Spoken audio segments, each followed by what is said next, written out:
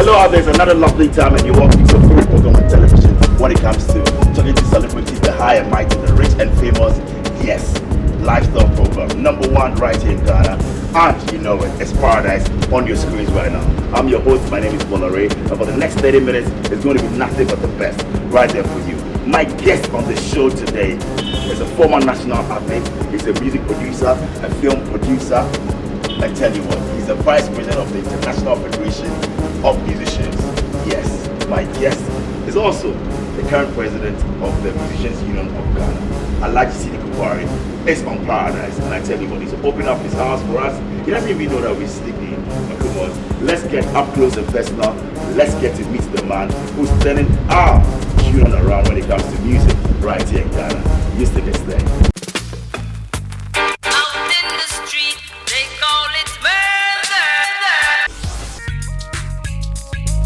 Alright, so come on in, let's see what he's got to show. Nice place he has, I should admit. But the man is nowhere to be found anyway. Let's check him out and get to see where it is. So there it is. I like to see you. What are you doing? I'm going to have a quick one on you. You know, very nice place, I must say. Wow. Yeah, you know, the Paradise has visited you. Sorry we didn't tell you about it. I just don't believe you. Real. I like you have a very nice place. Oh. You've been here for how many years? Well, for almost about 10. Now you see I have a few houses here. Oh, how many houses do you have around? Well, I have 3 houses around. 3 houses, okay. Yes, you know, so this is where once in a while I just come here. You know, that my resident, if you were to tell me, like I show you. You're real resident, no problem. We are here because yes, where you have the studios and you have the theater. So we'll be talking about it.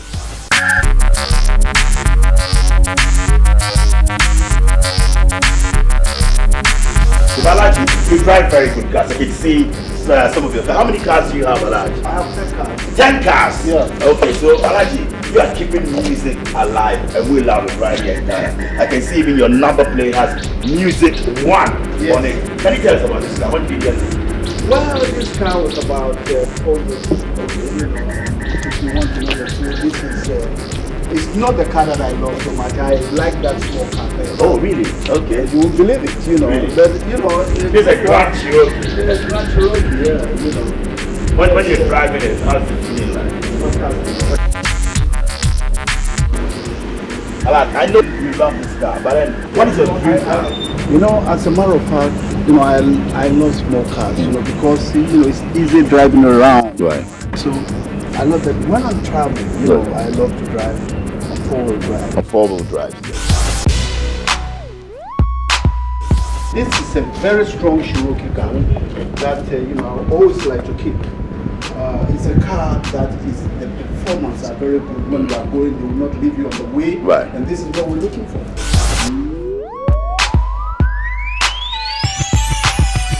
That's another car right there, Camry. How long have you had this? Oh, this is about 6 years. 6 years? Yes. Okay. And it's also a lovely car. You love to drive it. It's a lovely, you know, Camry is a very strong car. Okay. I would prefer Camry to Mercedes-Benz. Really? Yes, for one reason or the other. Well, I think you know that. Yes, that's right. I know, I'm going to yeah. I prefer Camry. Tell us about some of the features that you have on this car. When I buy a car, buy a car that, you know, has everything. Good. You know, and then the performance of the car, you know, you have to see that, you know, you have a good car that can take you to wherever you are going and bring you back. That's right. And that's what you need. That's what you need. And I have it. 4x4 Toyota. I can see that you love Cherokee and That's Toyota. right, that's right. You see, 4-wheel drive, one good thing about 4-wheel drive is when you are climbing up, okay, it's very good. You know, you go into, you know, I have a farm at Prophet Dumasi, and sometimes, you know, I go to the... What do you grow on your farm? Well, pineapple. Oh. Yes, you know, so I think, you know, it's good to have 4-wheel drive. You know, this way you can be able to go there and back, you know, if you want to go and back. But be careful, you know, because that is one thing that I believe very much. You know, you are always safe. Sometimes you drive safely, but then you watch the other guy too. That's right. You know, that's what happens sometimes. Exclusive only on Paradise. We got to see the hall or the living room as well. Come on in with me. Paradise.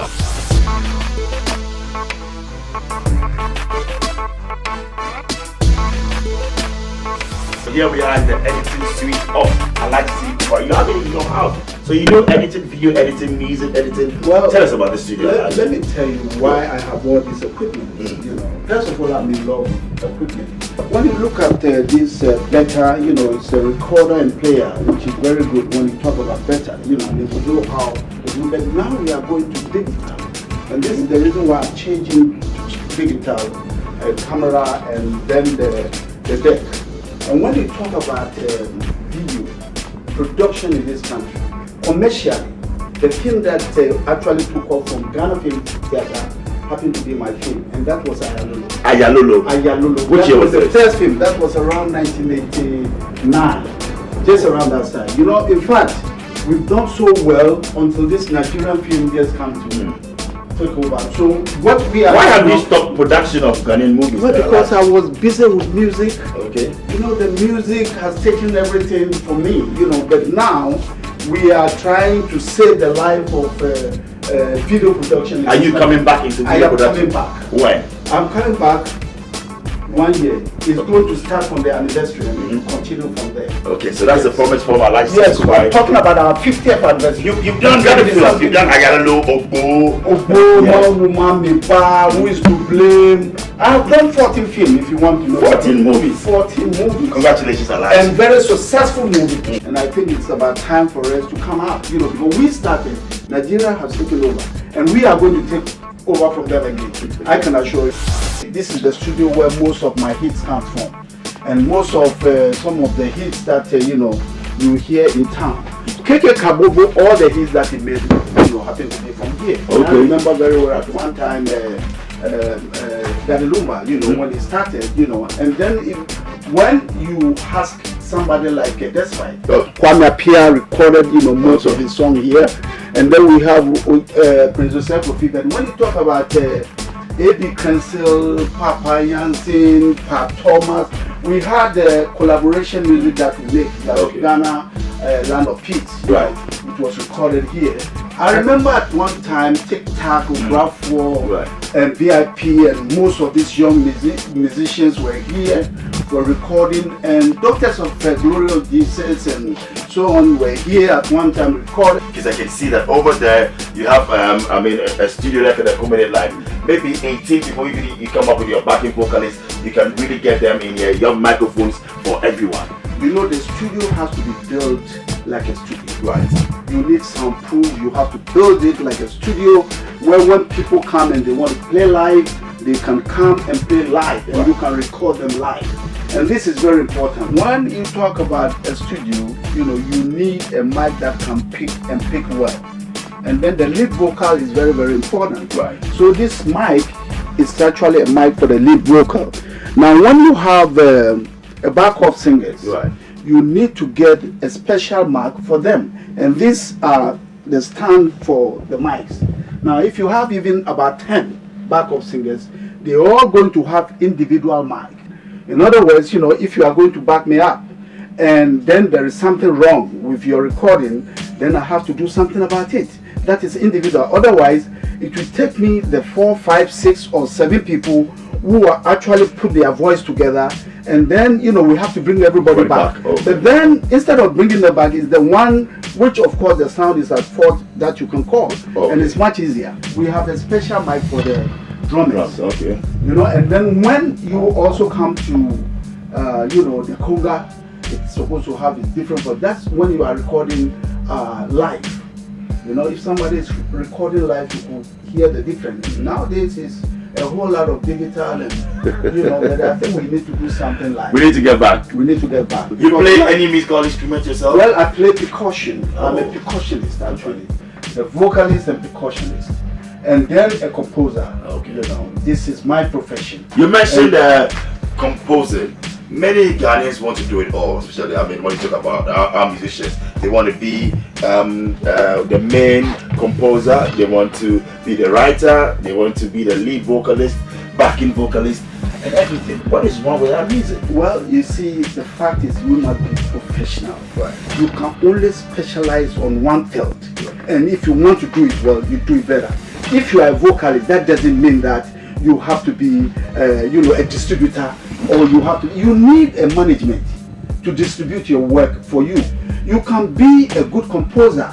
Maybe you are not a good arranger, you know, and then it's like, you know, what is happening? I don't know whether it's because of, to quote, maybe poverty or something, you know, but I think it's about time for us to help our music, because intellectual property is very important. And since they have their intellectual property, I will plead to the government to help the industry. We have talents in this country. The only thing they need is money to push them. At one time we heard about bank loan and so on, you know, which has never come to be, you know. And seriously, you know, I think it's about time, because when you talk about employment in this country, every week about 30 musicians record a song. When you go to the gospel musician, you see a whole lot of them record, you know, you hear the songs out here and there, you know. But you know, it means we are saving employment in this country. The union is not a rich union. The union is helping to advise you, to tell you to do the right thing, and this is what is important. The union actually, it's like any other investment. You know, if the union will have money, the union will give the artist money and say, go and record. But because the union don't have money, we need individuals to be a producer. Alaji, so how can we get our music to the international market? You know, what I am doing right now is to try and see how best I can convince some of these record companies to come to this country. But then the fact is, they want to survey to know whether they can make their money if they come to this country. And this is one point. But I think it's also the government may have to help, because they want investors to come to this country. Part of the investors can be people who are coming, like record companies, to come and invest their money, so that, you know, because they invested in so many things in this country. Why don't they want to invest on music? Because they will make it anyway. So I think I'm appealing. I will take this opportunity to appeal to the government to actually try and see about this industry, because it's a growing industry, and I think, you know, we can make much more money than gold in this country. Right, our 50th anniversary is coming up. Anything from the Musicians Union? Are you putting up a concert? Definitely. You know, when you talk about you know, the anniversary and stuff like that, it has to do, I would say, 70% with the music anyway. And this is why we are actually championing the cause of the 50th anniversary. And we are planning, you know, from now to make sure that at least we are represented well. How are we represented? When you are a musician, when you are a musician and you play the music that represents you, then you are talking about a Ghanaian or Africa. But when you are a Ghanaian or an Africa and then you want to play music that will represent the other part of the world, when they come to our country, they look at us and laugh. And that's why I'm appealing to the musician to come out with music that is meaningful, the music that will represent them. This way they can sell internationally. Alright,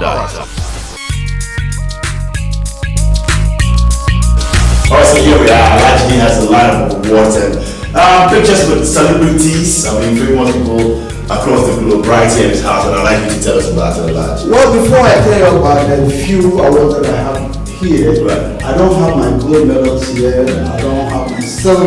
You know, I used to that's right. Yes, it's in the other. That's why I said if you were to inform me, like I would bring everything here. That's what we do. This is the album that made me who I am today. And that album actually was recorded by Radio Corporation of America, and that's why sometimes I'm wondering when we said Ghanaians have no international contract. I had the first contract with the Radio Corporation of America in New York. You like to do a bowl for us exclusively on Paradise? You like to sing a line or two for us? Yes, you know, well, let me say, Ayalolo, Ayalolo, Moni, Enye Momiawa, Wonyese, Wonwolai, Asiko Pamanapa, Sikopa, Yebye, Wole.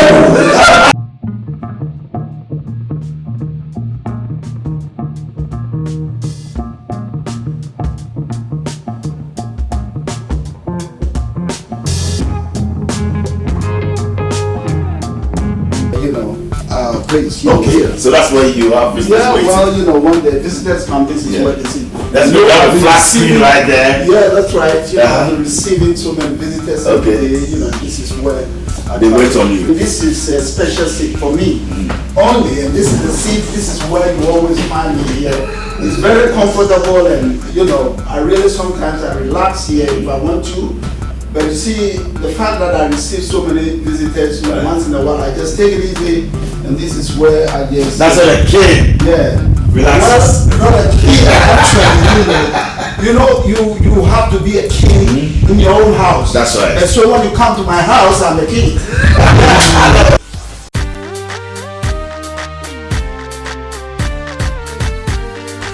I like cooking myself. Oh, you do cook? Oh yes, I cook myself. What is your favorite dish? Well, tuwo. I love tuwo. Out in the street, they call it murder.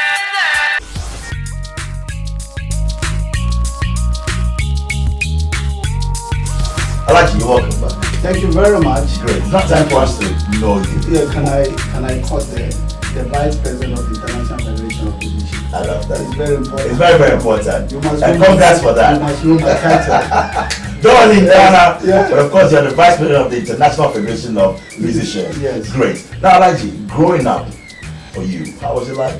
You know, I was specifically born in Kowloon. Oh. Okay, when you look at Kowloon, you know, at that time, you know, it was really not easy, you know, to be born in such an area. Right. Kowloon, Neman, Bukum, and all these places, you know. It wasn't easy. But then we learned so much from when we were young, actually. When were you born? Well, I was born on 21st April 1940. 1940. Yeah, So that's that means right. like you're 66 years Yeah, yes. and you're still young. You don't look it. What's the secret? I always keep young. When I'm 100, I will still be young. I love that. I can assure you, yes. Yeah. Because I know the secret. And the If you secret like, I is- tell you the secret. Let me tell us on camera. You better take good care of yourself. And at least discipline yourself, and you live longer. Great. This So is very important. growing up for you, can you share those great moments with us? Where did you go to school? How was life like back in the 40s, early 50s, and now? Well, I attended Rural Road Government Boys School, and then from there, African College. During that time, we have college, which happened to be the secondary school, African College. And then from there, I went to York Institute in New York, and then from New York, and then to Bronx Community College, also in New York. I know that one time you were one of Ghana's topmost athletes. That's right. You went to the Olympics in 1963, is that That's right? right. Yeah. Not 1960, not the Olympics. Okay. And that was all African Games. All African Games. Yeah, Right, so you were a national athlete? I was national athlete. I won few medals for Ghana. I was the only silver medalist in Ghana in all African game that was held in Senegal, Dakar. That was 1963. And the same year, 1963, we competed against Nigeria. That was West African Games, and then I won 1 gold, 1 silver For Ghana. For Ghana. And during that time, Ohinejan really did very well, because whenever you qualify for international events, he will promise you certain amount of money. I remember very well that the money that I got in all African games during that time, it was the money that I used to buy my first land here in Joburg. Ohinejan was a very great sports director during that time, and his plans during that time was fantastic. Fantastic. Yes. You had a nickname back then when you used to work for Ghana? Well, my name simple was African Angel. That was the baseball. But when I was an athlete, I was called Daredevil. Daredevil. The person who is not afraid of anybody. During that time, that was my name. Daredevil. Daredevil, yes. Great. And then you moved on, you went to the United States. I went to the United States, I ran a little bit, but then I became a baseball. And baseball just happened when I went, I was working part because I had a scholarship at York Institute. And then this club, happened to be, they had a company. And I was then working as part-time worker. And they used to play baseball, so they have interdepartmental baseball. And I joined them and I was doing very well. The only thing that I didn't like too much about, baseball was because, seriously, it was a very good game, but then it was being during when I was with, Concord, there was white who have dominated, the baseball. And then, at one time I was made a captain and it was a problem. They didn't like the idea. Yes, they didn't like the idea, so I decided yes. Right. So you dropped athletics, you dropped baseball, and you took on music? Yeah, let me tell you how I got to music. Tell us. I remember that one time, because during that time I used to actually compose songs for my club. And during that time when I composed the song, not knowing, every mechanic who happened to be Chucky Checker manager was really admiring the way I sing and that type of song. What kind of song did you compose? Well, I composed so many songs, but then I just used an African style. Like Odododio, oh aye, wabaya, wabaya, just something, And the whites were singing. And the whites were singing. They were using the song to back us up, and it was really a big thing. And I remember very well that during that time, when I stopped baseball, he told me he wanted to manage me, and I said, hey, he said, but then you have to go to school. To learn and then try to better your voice. So I was thinking, I went to this school and then that's New York School of Music. And then I was then learning, and then trying to develop on my voice, and because I was not then having a good voice. You understand? So I was trying to make it better. So then after 6 months, I was asked to go to the studio. The studio was booked. And I went to this studio. Then I was trying to sing, and then the guy had to stop me that day, and that was the day that I felt so bad. Why? You say you didn't have a good voice? No, it wasn't that I didn't have it. He wanted me to represent myself well. You see, I am an African, I'm from Ghana, and why am I singing like somebody, and here the man who has sent you to a school and then wanted you to better your voice, and then I went there and I was trying to better my voice, and then he told me, no way. He said, no. I wouldn't like you to. I want you to represent yourself. I want you to be Sidiku Buari. You are from Ghana. Why don't you try to be like a Ghanaian?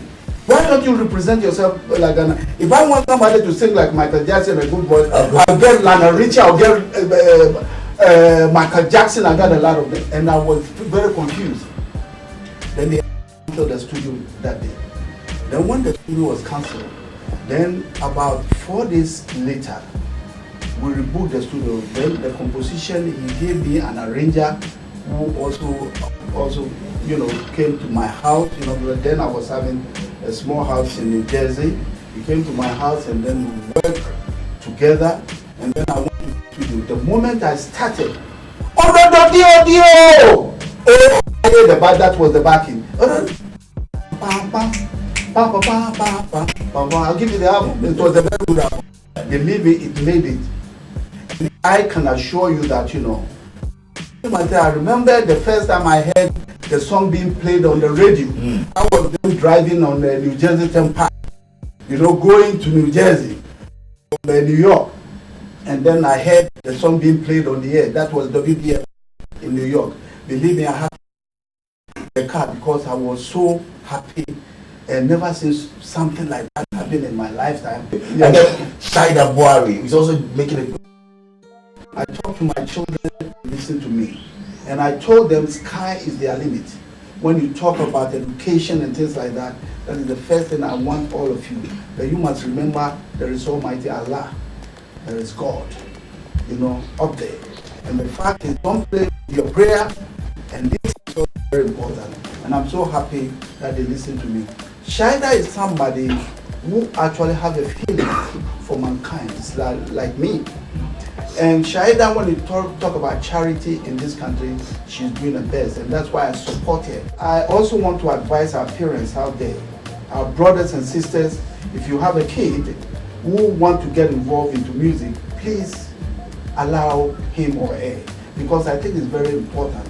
If your kid wants to become a footballer, please give that kid a chance, because you can never tell what the kid, it could be Pele, it could be whoever, it could be the biggest, because sometimes we discourage our kids, we tell them, look, music is something that I can tell you, it's a profession that can bring you so much and can save the life of the family, I can assure you. Well, thanks so much, Alhaji Sidiku Buari. It's been interesting, of course, very refreshing talking to you. I've enjoyed every bit of it. Well, viewers out there, thanks so much. This is where we like to bring down the curtains on today's program, Paradise. Like I always say, we are out there to motivate and inspire the youth. Like Alaji said, it's all about determination. So whatever you conceive, whatever you believe, know that you can achieve it. That is a message we want to put across. Many thanks going out to Rhino's Energy Drink, to our Woods Boutique, it's going out to NS Chemist and Astros Airlines for your support. Thanks so much. My name is Bola and I've been your host. We'll meet again same time next week. Have a good